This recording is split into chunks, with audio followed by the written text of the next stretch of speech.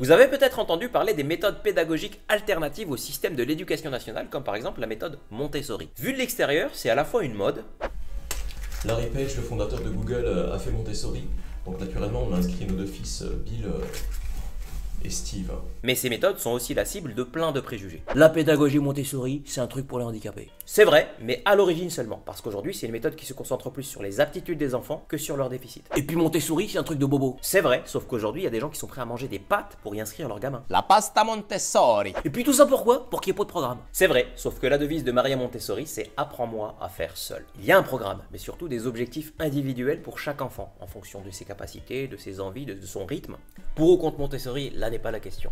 Mais quand je pense à mes programmes scolaires, ce gavage de cerveau, Ça aurait pu finir en foie gras cette affaire. des fois je me demande si j'ai vraiment assimilé le programme de 5e.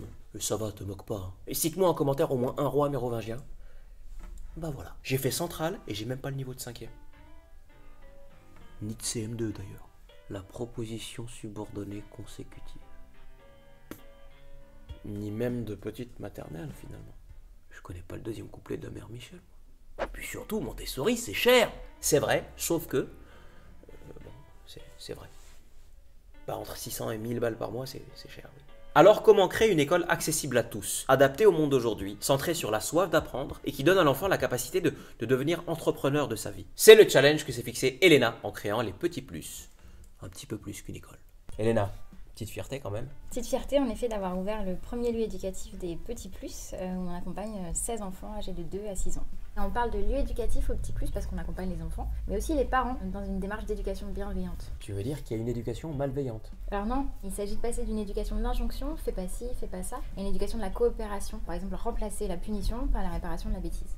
Timothée, tu as fait une bêtise, et ben tu la répares. Et du coup, même les parents sont assis sur une petite chaise comme ça? Alors les parents ils s'assoient où ils veulent, nous notre objectif c'est vraiment qu'ils viennent soutenir l'éducateur pour venir co-animer un atelier, chanter des chansons ou alors faire découvrir leur langue. Proter Jacob, modnaso. Mais notre modèle de coéducation ne s'arrête pas là. En effet, notre lieu éducatif est situé au sein de l'EVA, qui est le premier centre lyonnais dédié à l'innovation sociale et au développement durable. Ah ici mon pote, ça mange bio, ça co-anime, ça co-éduque, ça co-construit. Ça fait pas caca, ça co-crée du compost. Du coup, naturellement, nos enfants sont au contact des entrepreneurs sociaux qui travaillent ici et qui co-créent les métiers de demain. Parce que 75% des métiers de demain n'existent pas encore aujourd'hui. Genre boutonneur, déboutonneur, c'est un métier d'avenir. Alors ça, c'est du matériel Montessori qui permet surtout à l'enfant de développer ses capacités de concentration et de coordination en apprenant à faire tout seul. Cela dit, mon fils il s'est fait son cadre à boutons Montessori tout seul. Hein. Il est rentré de l'école torse nu.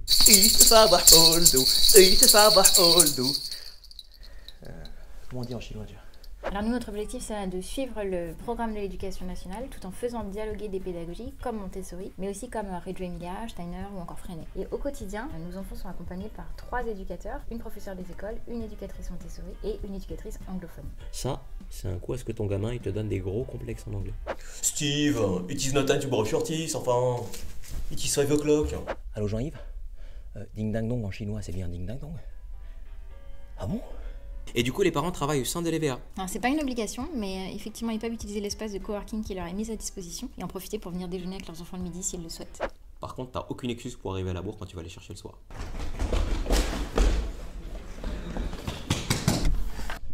Bonsoir. Excusez-moi, je suis papa du petit Timothée. Et il y avait des embouteillages dans l'escalier. Et en plus, il y avait un panda. Ah si, je vous jure, hein. Je vais pas mentir. Et alors Montessori, ça va? Il y a de la caillasse ou bien? C'est pas notre but. Nous, ce qu'on préconise, c'est un modèle de mixité sociale avec une tarification qui est indexée sur le quotient familial, donc de 0 à 475 € par mois, sachant qu'un enfant nous coûte à peu près 400 € par mois. Donc si je calcule bien, entre ce qui rentre et ce qui sort, tu te dégages un salaire de 1,70 € net. C'est quoi le business model? Alors personnellement, je vis de missions d'accompagnement d'autres entrepreneurs qui souhaitent créer ce même type de structure. Quant à l'association Les Petits Plus, nous ce qu'on cherche c'est à maintenir un équilibre financier grâce aux frais de scolarité, au coworking et aux activités qu'on peut mener en plus comme le yoga, la poterie ou la sophrologie. Elena, je vais me permettre de te titiller un petit peu, mais pourquoi est-ce que dans les milieux qui souffrent déjà d'une réputation un peu bobo, on va pas se mentir, les activités c'est toujours poterie, yoga, sophrologie, pourquoi est-ce que vous, qui vous revendiquez de toutes les couches sociales, vous proposez pas des trucs du genre, je sais pas moi, pole dance, tuning, kickboxing Alors détrompe-toi parce qu'on est en cours de négociation avec un prof de boxe. D'ailleurs, j'en profite, s'il regarde ces vidéos, ce serait bien qu'il me rappelle.